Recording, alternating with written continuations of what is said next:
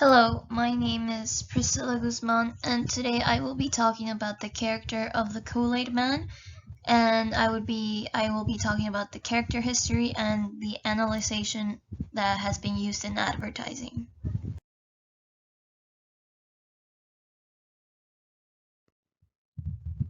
To begin with, the creator of the Kool Aid drink, his name was Edward Perkins, and since a young age he worked at his dad's store, and his dad would sell this product that we now know as Yellow. It came in 6 different flavors, and it inspired Perkins into making his own creation that we now know as Kool Aid. Since his teenage years, Perkins was a business and salesman. He would work with chemicals to produce products like perfumes and this thing he created called nicotine, and it basically helped those who had an addiction to nicotine. And he would sell them via direct mail, and he was very successful. After getting married in 1920, him and his wife Kitty moved to Hastings, Nebraska, and throughout the next 2 years, Perkins was manufacturing products such as lotions, creams, medicines, soaps, food flavorings, and fruit drink concentrations. As the sales progressed, Perkins noticed his most famous product selling was the Fruit Smack, which was a liquid flavored drink that sold in a corked glass bottle for just a couple of pennies.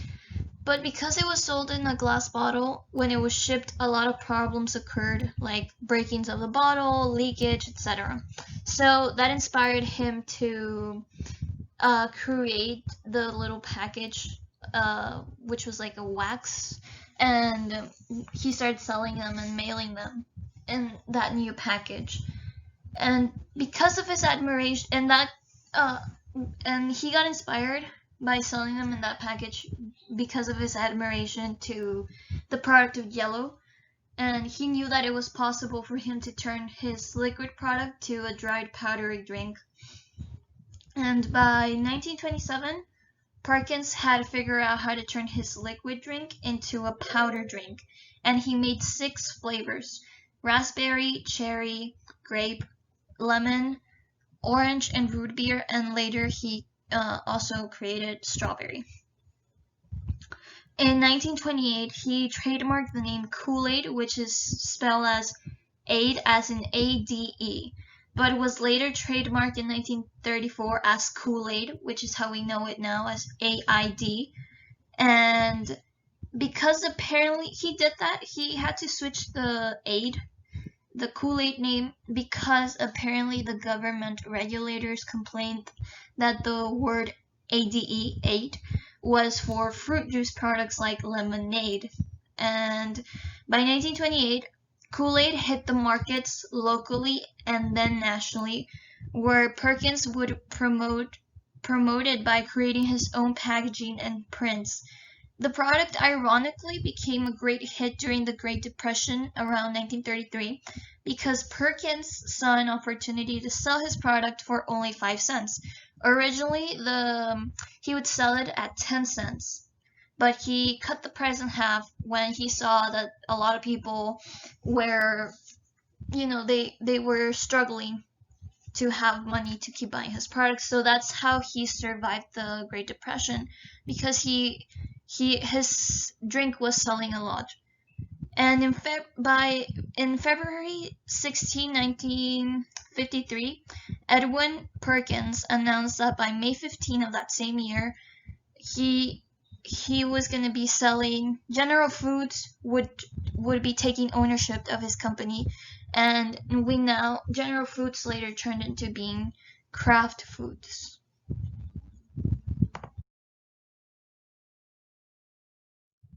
The Kool Aid Man didn't appear until 1975.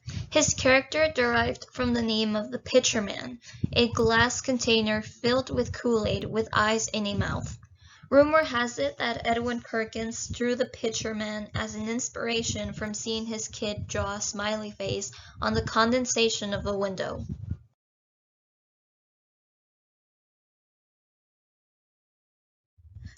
Throughout the 1960s, Pitcher Man wasn't really used to advertise Kool-Aid.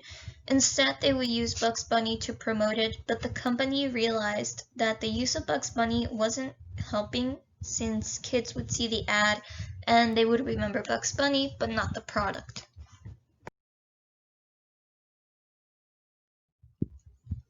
By the mid-70s, Alan Kupchik and Harold Harp from Grey Advertising developed the idea of the Kool Aid Man.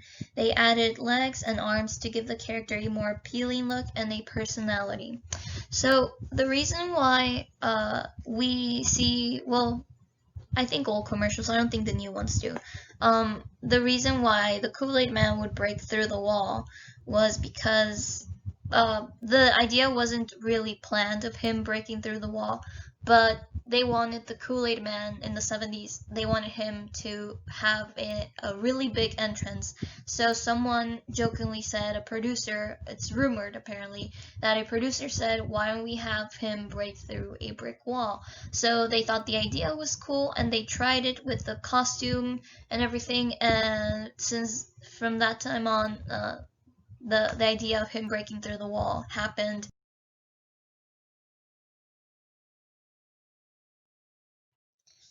During this time, the company was doing great. That they got the Kool Aid Man got its own Marvel comic book called The Adventures of the Kool Aid Man, and they even got a game on the Atari 2600 video game. And here, those are some pictures of how the game looked. So the Kool Aid Man was doing pretty great. It was pretty popular, and by the looks of it, of course, this was the Kool Aid Man was being aimed towards kids. You know, with the comic books and the games. Of course, this was getting pretty famous amongst the kids, and it was doing great in the advertising world. And the sales were phenomenal as well.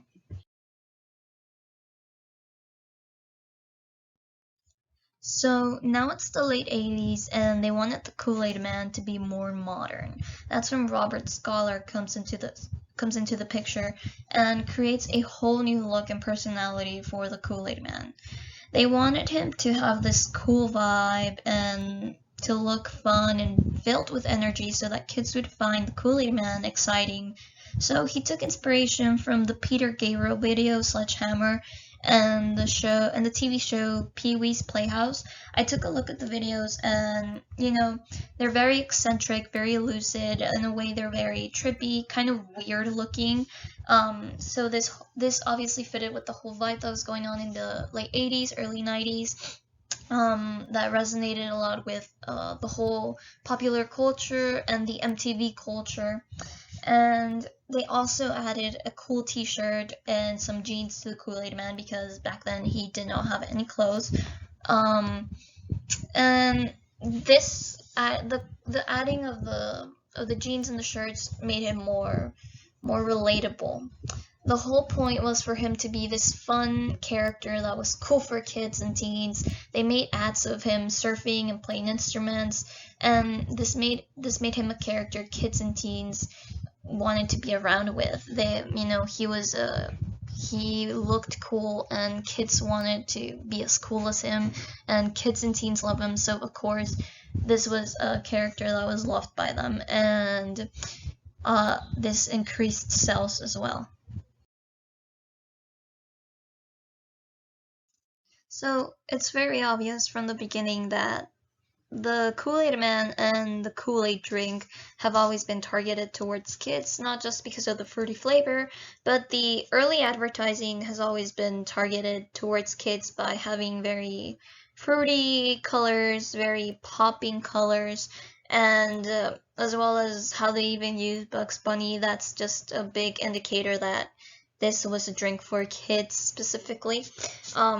The When the Kool Aid Man was created, his whole personality was based around what a kid would like and what a kid would do. If you take a look at all of the commercials, whether they are the old commercials or the newer commercials, if you take a look, all the commercials that involve the Kool Aid Man there's kids in them, and they're always doing something fun, something a kid would love to do. And it's not just kids, it's also teenagers, maybe like around the age of, like tweens, like they're in between the ages of like 12, 13, 14, so this is obviously telling us that Kool Aid Man is a very popular character, and kids and teens love to be around him.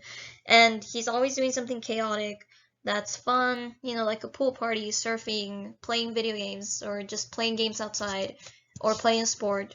And not only this, but the Kool Aid Man has also become something huge in popular culture. There's so many products out there that sell his face, like t-shirts, pins, you name it. As well as the fact that he has been on a lot of TV shows, animated TV shows like The Simpsons, Family Guy. Um, it's those TV shows that come out on Adult Swim. I don't know them all. But and there's also even a Funko Pop figurine of the Kool Aid Man. That just tells us how great his impact has been, and it's very ironic because he has existed since the 1950s. So the fact that he is still pretty popular up until now, that is 2020, that just tells us how great the advertising and the marketing, how great the marketers have done in promoting him and creating him and giving him this whole personality that's based around kids.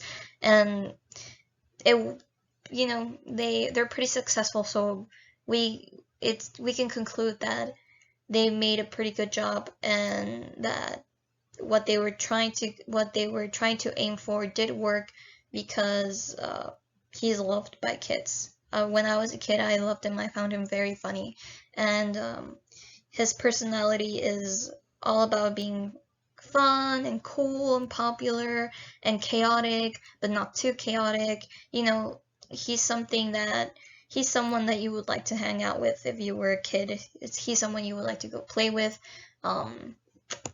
Yeah. So thank you for listening to my presentation. I hope you guys enjoyed it, and I hope you guys learned a little information about the Kool Aid Man. I know we all grew up watching him and drinking Kool Aid. So I hope you guys learned something about this cool man.